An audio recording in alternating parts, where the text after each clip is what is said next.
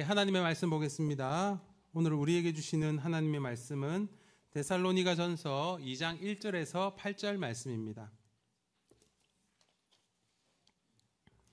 데살로니가전서 2장 1절로 8절입니다.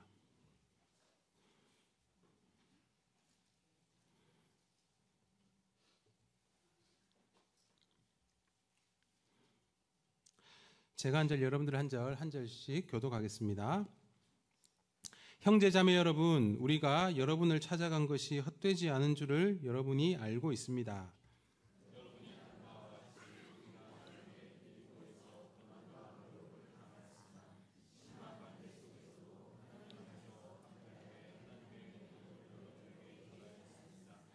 우리의 권면은 잘못된 생각이나 불순한 마음이나 속임수로 하는 것이 아닙니다.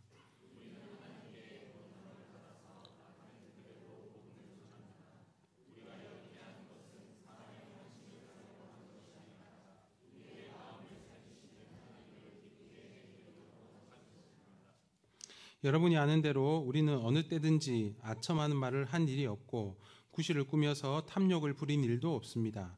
이 일은 하나님께서 증언하여 주십니다.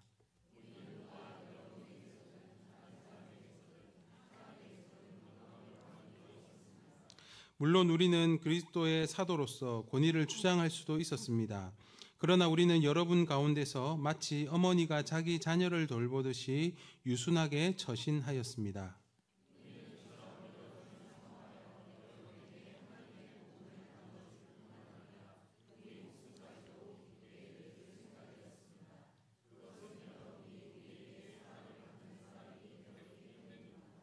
아멘. 오늘은 헛되지 않은 일 앞에서라는 제목으로 함께 말씀을 나누겠습니다. 우리는 이 땅에서 참 다양한 이름을 가지고 살아가지요. 저도 광민환이라는 이름을 가지고 사회 한 구성원으로 살아가고 있습니다. 또 뿐만 아니라 한 가정의 아버지로, 또 남편으로, 또 교회에서는 목사로 살아가고 있습니다. 그러면서 저에게 주어진 그 이름, 또 그 자리에서 어떻게 하면 좀 더 나은 모습으로 살아갈 것인가를 고민하고 또 몸부림치면서 살아갑니다. 그런데 참 힘든 것 같습니다. 더 나은 삶을 위해서 고민하고 실천하려고 몸부림치는 것은 결코 쉬운 일이 아닌 것 같아요. 그냥 원래 하던 대로 아니면 살아온 관성대로 살아가는 것보다 훨씬 더 몸과 마음이 힘들 때가 있습니다. 근데 여러분 참 신기하게도요, 그렇게 힘들고 불편하지만 그렇게 살아가 보려고 몸부림칠 때 내 안에 나도 모르게 묵직한 기쁨과 감사함과 또 다른 에너지가 꿈틀거림을 느낄 때가 있습니다. 그런 경험을 하게 하는 이름이 우리에게 또 한 가지 있지요. 바로 그리스도인이라는 그러한 이름입니다. 저는 그리스도인이라는 말을 참 좋아하는데요. 사도행전에 보면 그리스도인이라는 이라고 불리운 제자들이 소개되고 있습니다. 사도행전 11장 26절에 이렇게 나와 있습니다. 그를 만나 안디옥으로 데려왔다. 두 사람은 1년 동안 줄곧 거기에 머물면서 교회에서 모임을 가지고 많은 사람을 가르쳤다. 제자들은 안디옥에서 처음으로 그리스도인이라고 불리었다라고 합니다. 바나바와 바울을 비롯한 수많은 제자들이 그제서야 그리스도인이라고 불리움을 받았다라고 합니다. 그리스도인으로 불리움을 받을 때까지 이들이 하나님 앞에서, 그리고 사람 앞에서, 그리고 세상 앞에서 씨름하고 몸부림치고 때로는 핍박받으면서 그 이름에 걸맞게 살기 위해서 얼마나 애를 썼을까. 저 이름이 그냥 주어진 것이 아닐 텐데 하는 생각을 하니까 그 이름만 들어도, 그 그리스도인이라는 이름만 들어도 큰 감동으로 다가왔습니다. 이렇게 그리스도인이라고 불리움을 받는 것도 너무나 큰 감동이었지만 그들이 제자라고 불려지는 것, 예수님의 제자로 불려지고 있다는 것도 하나의 감동이었습니다. 여러분, 예수님의 제자라면, 그리스도인이라면 적어도 예수님을 따르겠다고 고백한 사람들 아니겠습니까? 예수님의 가르침을 본받아서 예수님이 걸어가신 길을 함께 걸어가겠다고 결단한 사람들 아니겠습니까? 자신의 삶을 통해서 예수님의 향기를 조금이나마 드러내야 되는 사람들 아니겠습니까? 그런데 그런 이름, 이 그리스도인, 제자라는 이 이름이 그들에게 주어지게 되었다라는 것이죠. 그 이름 속에 그들의 삶이 묻어나 있지 않으면 얻을 수 없는 이름이기에 우리에게 큰 울림으로 다가오는 것 같습니다. 오늘 우리 이정우 강사님 부임하셨지 않습니까? 사실 강도사님과 저도 남다른 인연이 있습니다. 우리 강도사님이 제가 고등부 사역을 할 때 저의 제자였습니다. 저의 제자로 여러분 살아가면서 물론 사랑도 많이 받았겠지만 얼마나 저의 갈굼과 많은 잔소리를 들었겠습니까? 그렇죠? 여러분 여기서 고개 끄덕끄덕 하시면 안 되죠. 농담인데 농담입니다. 제가 어떻게 우리 강사님 갈궜겠습니까? 그 고등학생을 어떻게 갈궜겠습니까? 농담입니다, 여러분. 우리 강사님이 이렇게 고등부 시절을 지나고 또 신학을 하고 또 이렇게 사역자가 되어서 또 함께 동역할 수 있다는 것이 저에게 너무 감사할 일입니다. 여러분, 예수님의 길을 따르는 제자의 삶, 그리스도인의 삶을 선택하는 것은 결코 쉬운 일이 아닙니다. 그리고 그렇게 불려지는 것은 더더욱 쉽지 않습니다. 그렇기 때문에 예수님을 따라다니던 수많은 사람들 중에 참된 제자, 참된 그리스도인은 그리 많지 않겠구나, 이런 생각이 들었습니다. 그렇다면 과연 나는 주님의 길을 따르는 제자인가? 나는 이 땅에서 그리스도의 향기를 드러내는 참된 그리스도인인가라는 생각을 하며 제 자신을 돌아보게 되었습니다.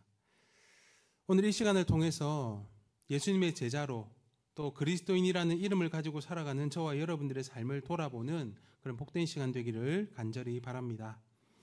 오늘 이 편지를 쓰고 있는 사도 바울, 이 바울은요 바로 사도행전 11장에 나오는 사울입니다.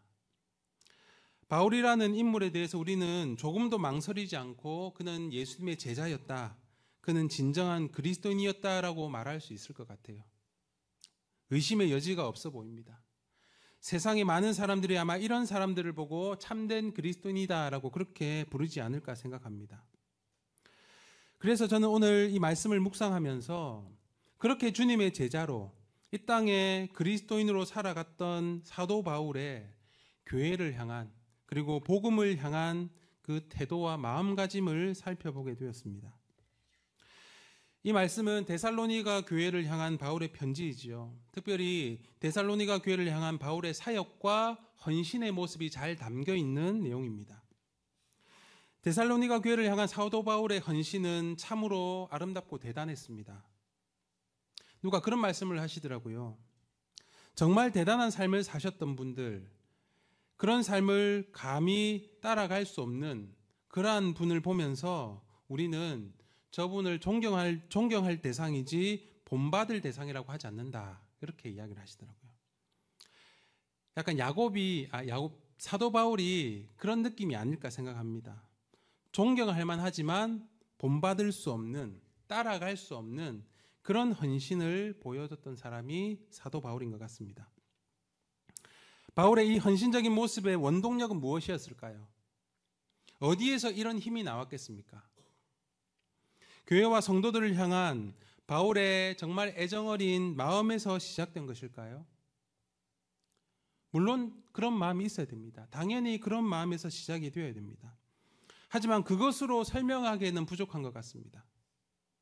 바울의 인생을 살펴보면 그것보다 더 큰 원동력이 있어야 되지 않을까 생각합니다. 그럼 무엇일까요? 바로 바울이 가지고 있던 복음에 대한 열정과 확신이었습니다. 그리고 복음 전파에 대한 분명한 사명의식이었습니다. 이것이 그의 헌신을 이끌어낼 수 있었던 것이죠. 복음이 사도 바울 안에 살아 숨쉬었기 때문에, 복음이 바울의 심장이 되어서 뛰고 있었기 때문에 그는 모든 상황을 초월해서 복음을 전하고 사람들을 섬길 수 있었던 것입니다. 저는 우리 더 양산교회가 이런 복음의 열정이 회복되기를 우리 주님의 이름으로 축복합니다. 내 안에 살아 움직이는 하나님의 말씀을 통해서 나에게 주신 분명한 삶의 목적과 사명을 가지고 한눈 팔지 말고 우리의 인생을 달려갈 수 있었으면 좋겠습니다. 그런데 우리가 사는 세상을 보면 참 만만치 않죠. 세상에는 참 신경 쓸 일들이 많습니다. 우리의 일상도 그렇습니다. 이것도 잘해야 되고 또 저것도 잘하면 좋겠습니다. 이것도 우리가 누려야 되고 또 저것도 해봐야 될 것 같습니다. 그러다 보면 우리의 삶의 우선순위가 헷갈릴 때가 있죠. 뭐가 더 중요한 것인지, 뭐가 더 가치 있고 의미 있는 것인지 헷갈리게 됩니다. 그리고 그냥 세상이 중요하다고 하는 대로 내가 좋아하고 원하는 것대로 쫓아가게 되는 것입니다. 근데 여러분, 그런 복잡하고 바쁜 우리의 일상 속에서도 우리가 잊지 말아야 될 것은요, 그리스도인이 잊지 말아야 될 것은 바로 이 복음에 대한 열정과 확신이라는 것입니다. 내 인생에 단 한 가지만 남겨둬야 될 것이 있다면 그것이 복음이 되어야 되지 않을까, 그렇게 생각합니다. 이 열정과 확신이 우리 안에서 식어져 갈 때, 우리의 삶의 우선순위에서 이것이 하나씩 하나씩 뒤로 밀려나가기 시작할 때 우리에게 닥쳐오는 수많은 상황들은 우리 눈에 훨씬 더 크게 보이게 될 것입니다. 감당하기 힘든 일들로 여겨지게 될 것입니다. 그리고 우리의 삶에는 어느 순간부터 그 어떤 하나님의 역사도 일어나지 않을 것입니다. 오늘 말씀을 통해서 다시 한번 이 복음의 열정과 헌신의 결단이 일어나기를 간절히 소망합니다. 오늘 본문에 그 열정을 가지고 그 헌신된 마음을 가지고 복음을 전파했던 사도 바울의 모습이 나오고 있습니다. 크게 두 부분으로 우리가 나눠서 살펴보려고 합니다. 사도 바울이 복음을 전하는 첫 번째 모습은요, 환난 중에도 복음을 전하는 모습이었습니다. 우리 1절과 2절 말씀을 함께 읽어보겠습니다. 형제 자매 여러분, 우리가 여러분을 찾아간 것이 헛되지 않은 줄을 여러분이 알고 있습니다. 여러분이 아는 바와 같이 우리가 전에 빌립보에서 고난과 모욕을 당하였으나 심한 반대 속에서도 하나님 안에서 담대하게 하나님의 복음을 여러분에게 전하였습니다. 아멘. 사도 바울이 데살로니가에서 복음을 전할 때의 기본적인 자세가 이러했다라는 겁니다. 우리가 너희들에게 들어가서 복음을 전하는 것은 결코 헛된 일이 아니었다. 비록 데살로니가에 오기 전에 빌립보에서 내가 감옥에 갇히기도 하고 고난과 핍박을 당하기도 하고 또 데살로니가에 와서 복음을 전할 때 방해하는 사람들 때문에 도망을 다니기도 했지만, 그리고 오해와 왜곡된 소문 때문에 그것을 해명해야 될 때도 있었지만, 결코 그것 때문에 너희에게 가서 복음을 전하는 것이 헛된 것이라고 생각해 본 적은 단 한 번도 없다. 이것이 복음을 전하는 바울의 자세였습니다. 이런 자세를 가지고 복음을 전할 수 있었던 이유가 무엇이었을까요? 4절을 보실까요? 우리는 하나님께 검정을 받아서 맡은 그대로 복음을 전합니다. 우리가 이렇게 하는 것은 사람의 환심을 사려고 하는 것이 아니라 우리의 마음을 살피시는 하나님을 기쁘게 해드리려고 하는 것입니다. 간단하게 말하면 하나님께 부탁받은 복음을 가지고 하나님을 기쁘시게 해드리기 위해서 내가 지금 복음을 전하고 있다는 겁니다. 이것이 사도 바울의 삶의 큰 원동력이었고 이유였습니다. 하나님께 받은 복음으로 하나님을 기쁘시게 해드리는 것. 저와 여러분들의 가슴에 바울이 가졌던 이러한 삶의 태도가 깊이 새겨지기를 간절히 바랍니다. 사도 바울에게 복음은요, 그 복음을 전하는 것은 다른 이유가 없었습니다. 하나님을 기쁘시게 하는 일이었기 때문입니다. 사람을 기쁘게 하는 일이 아니었기에 잘못된 생각이나 불순한 마음이나 속임수가 필요 없었던 것입니다. 많은 환난이 닥쳐도 예상하지 못했던 상황이 나에게 다가와도 사람들의 오해와 이해되지 않는 소문이 있어도 그것은 사도 바울의 삶의 방향을 바꿀 만한, 그 방향을 틀 만한, 삶의 목적을 흔들 만한 큰 문제가 되지 않았던 것입니다. 우리 안에 하나님을 기쁘시게 하는 그 분명한 이 방향, 이 목적 하나를 기억하시는 저와 여러분들 되시기를 간절히 소망합니다. 사도 바울이 복음을 전할 때 두 번째 모습은요, 바로 헌신적인 모습이었습니다. 바울은 너무나 헌신적으로 복음을 전하고 사람들을 섬겼습니다. 그런데 오늘 본문을 읽어보니까 바울의 헌신적인 모습은 두 가지 측면으로 나눠서 볼 수 있을 것 같습니다. 첫 번째는요, 하나님 앞에 흠없이 하려고 했다라는 것이죠. 하나님 앞에 흠없이 헌신하려고 했다라는 겁니다. 5절과 6절을 제가 한번 읽어보겠습니다. 여러분이 아는 대로 우리는 어느 때든지 아첨하는 말을 한 일이 없고 구실을 꾸며서 탐욕을 부린 일도 없습니다. 이 일은 하나님께서 증언하여 주십니다. 우리는 또한 여러분에게서든 다른 사람에게서는 영광을 구한 일이 없습니다. 사도 바울은 하나님 앞에서 복음을 전하는 데 있어서 사람에게 헌신된 모습을 보였습니다. 특별히 하나님 앞에 흠없는 모습으로 정직하고 성실한 태도로 그들을 섬겼습니다. 결코 사람들의 기만 즐겁게 하는 아첨하는 말을 하지 않았고 자신의 욕심을 따라 섬기지 않았다는 것이죠. 그 누구 앞에서도 자신의 영광을 구하지 않았다고 고백합니다. 하나님이 그것을 아신다는 것이죠. 하나님 앞에서 떳떳하게 말할 수 있다라는 겁니다. 코람데오의 정신으로 하나님의 그 존전 앞에 있는 그 마음으로 사도 바울은 복음을 전하였고 헌신적인 모습으로 사람들을 섬겼던 것입니다. 여러분, 사람을 기쁘게 하는, 내 만족을 채우는, 나의 열심으로 하는 섬김과 헌신은 결코 오래 갈 수 없습니다. 그리고 헌신과 섬김의 방향이 틀어져 버릴 수도 있습니다. 사도 바울은 그것을 잊지 않기 위해서 하나님 앞에서 정직하게 하나님을 기쁘시게 하는 일을 위해 헌신했던 것이죠. 이것이 바울의 섬김의 자세였고 복음을 전하는 자세였습니다. 두 번째는요, 부모의 심정으로 바울은 사람들을 섬겼습니다. 우리 7절 말씀을 한번 보실까요? 제가 읽어보겠습니다. 물론 우리는 그리스도의 사도로서 권위를 주장할 수도 있었습니다. 그러나 우리는 여러분 가운데서 마치 어머니가 자기 자녀를 돌보듯이 유순하게 처신하였습니다. 여러분, 사도 바울이 복음을 전하고 사람들을 헌신적으로 섬기는 모습이 이러했다라는 것이죠. 자신의 권위를 주장할 수 있었지만, 사도로서의 권위를 주장할 수 있었지만 그렇게 하지 않았다라고 합니다.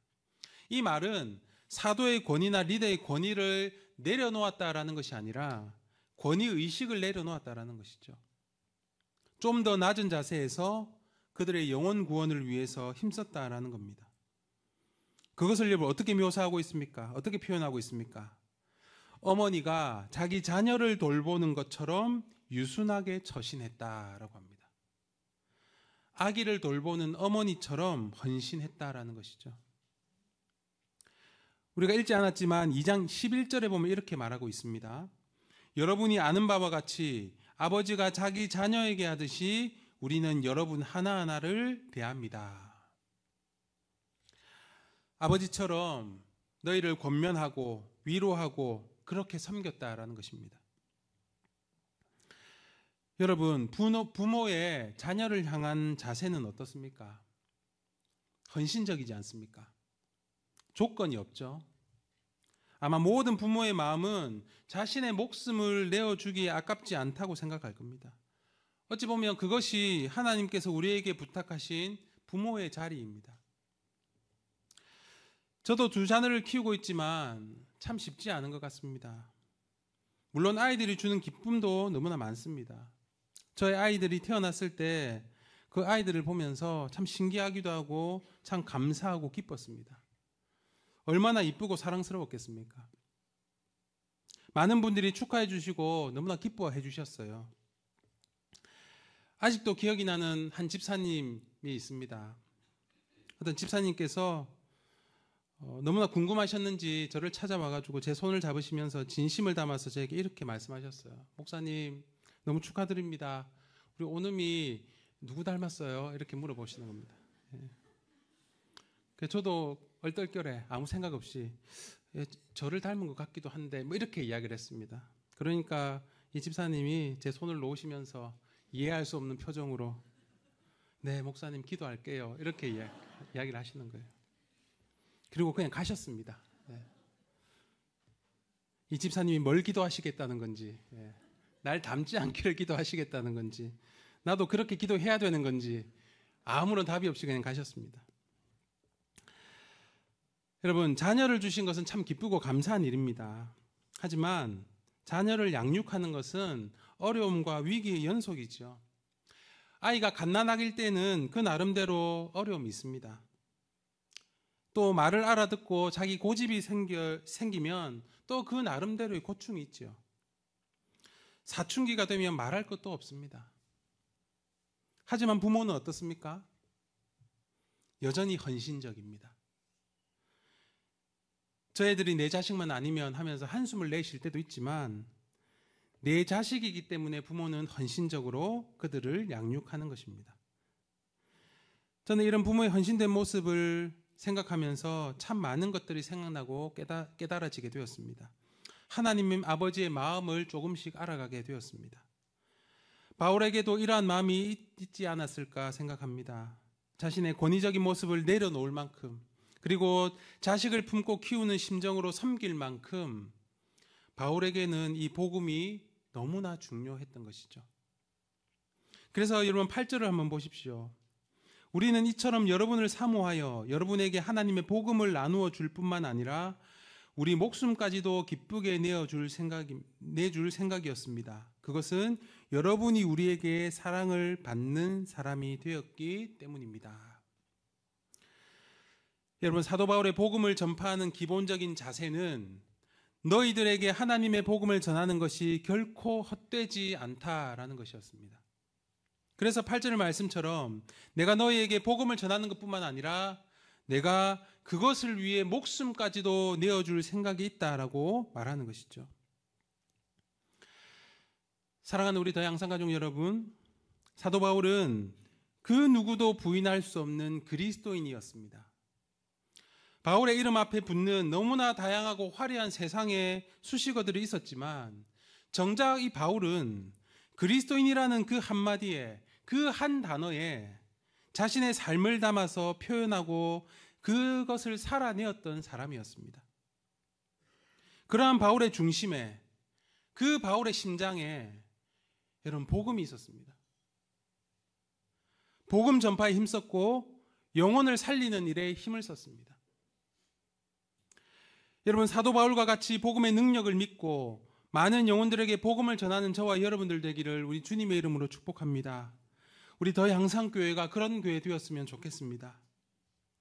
물론 그렇게 사는 것 여러분 쉽지 않죠. 맞는 말 같긴 한데, 이것이 하나님께서 우리에게 주신 사명 같기는 한데, 이렇게 살려고 하니까 생각할 것이 많습니다. 내 삶에 걸리는 게 너무나 많습니다. 포기해야 될 것도 많고요. 내 본성을 죽여야 하는 일들도 참 많더라고요.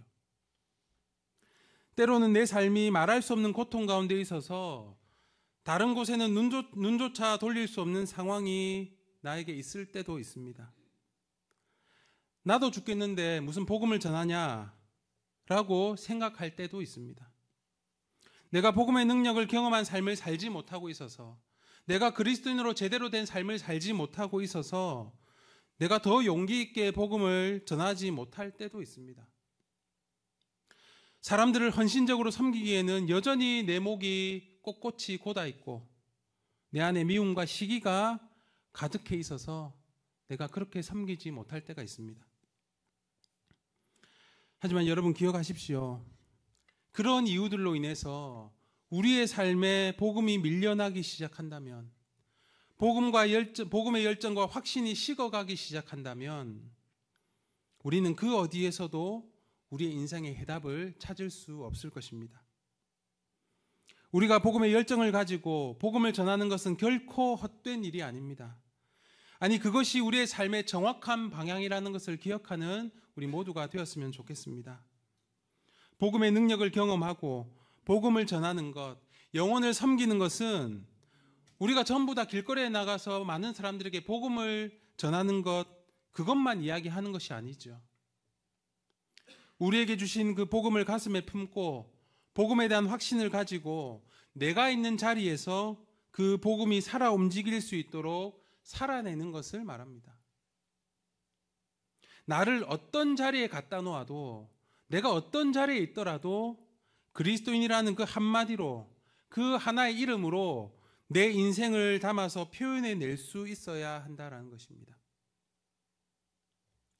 사랑하는 여러분, 저와 여러분들의 삶이 환난 가운데서도 복음에 대한 열정이 식지 않기를 소망합니다.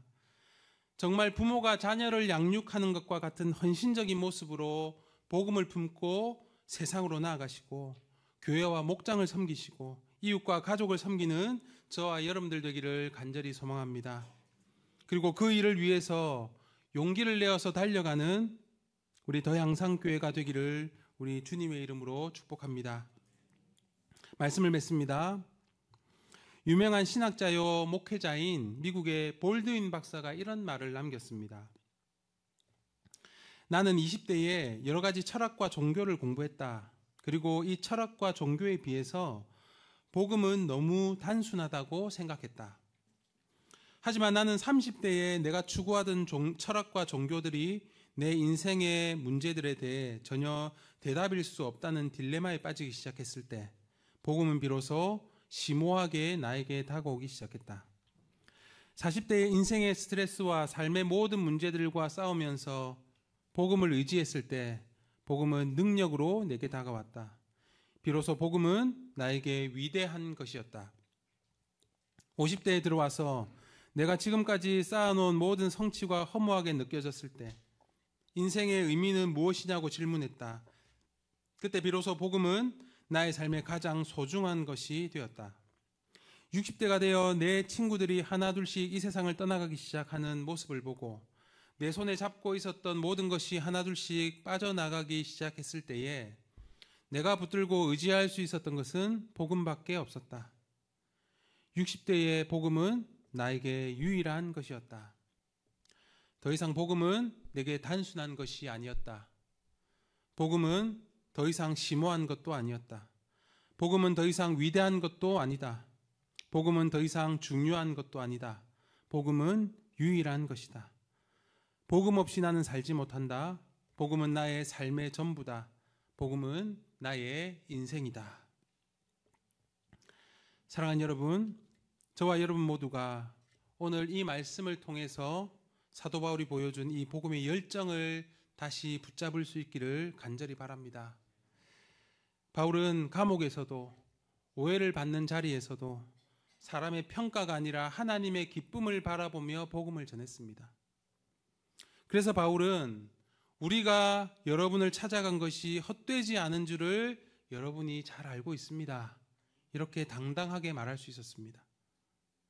바울은 확신했습니다. 하나님께 드려진 나의 헌신은 결코 헛되지 않다는 것을 확신하고 있었습니다. 세상은 지금도 우리에게 수많은 것들을 요구하죠. 자녀들을 양육하고 생업을 유지하고 관계를 지키며 살아가라고 합니다. 이것 자체만 해도 이미 버거울 때가 많습니다. 그럴 때마다 우리는 이런 생각이 들지요. 지금 내가 하는 이 수고가 무슨 의미가 있을까? 그리고 더 나아가서는 이렇게 몸부림치며 신앙을 지키려 애쓰는 게 과연 무슨 소용이 있을까? 이런 생각이 들 때가 있습니다. 하지만 사랑하는 여러분, 오늘 말씀은 분명히 말합니다. 복음으로 사는 삶은 결코 헛되지 않다. 하나님은 우리의 작은 순종과 우리의 눈물 한 방울과 우리의 포기와 헌신을 기억하신다.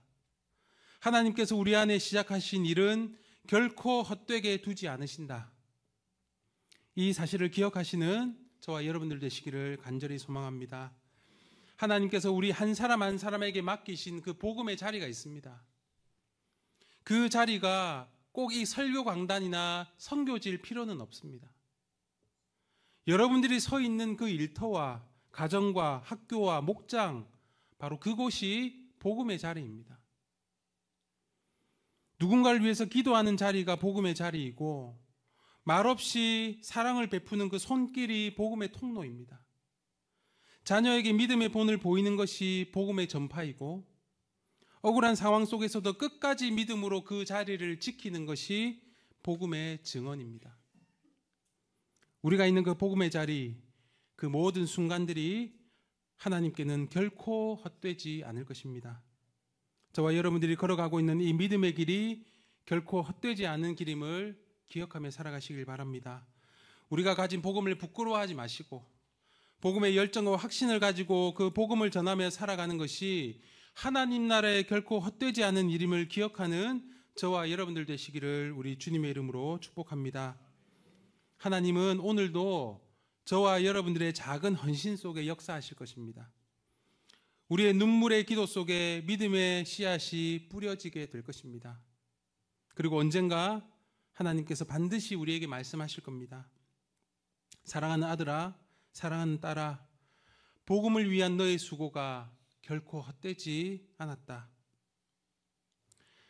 사랑하는 우리 더 양산 가족 여러분, 복음의 사람으로 세상으로 나아가시길 바랍니다. 환난 중에도 복음을 붙잡으시길 바랍니다.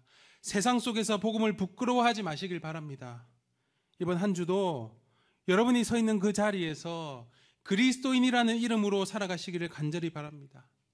그 이름 하나면 충분합니다. 그 이름으로 살아가는 우리의 모든 수고는 결코 헛되지 않을 것입니다. 복음을 향한 우리의 열정과 확신으로 살아가시는 우리 더 양상의 모든 가족들 되시기를 우리 주님의 이름으로 축복합니다. 아멘.